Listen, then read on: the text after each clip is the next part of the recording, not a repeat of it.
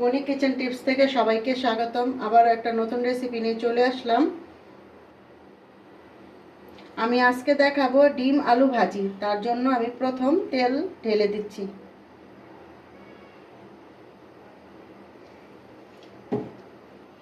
এখন আমি তেলে ডিম দিয়ে দিচ্ছি 2টা, সাথে দিয়ে দিচ্ছি লবণ। এখন আমি ডিমটা একটু ভেজে নিব।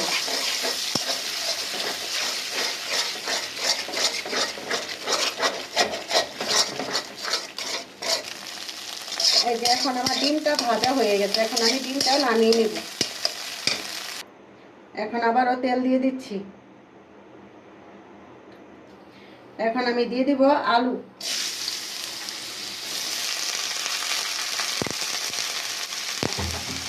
এখন দিয়ে দিব লবণ, তার সাথে দিয়ে দিব হলুদের গুঁড়া।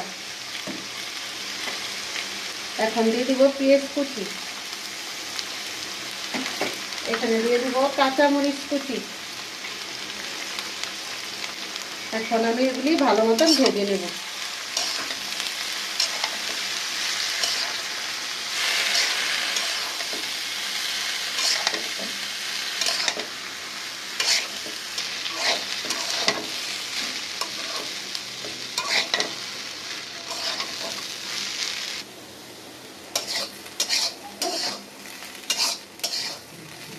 এখন আমি দিয়ে দিব আগে থেকে যে ডিমটা ভেজে রেখেছি সেই ডিমটা।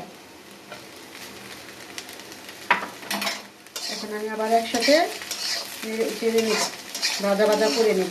এখন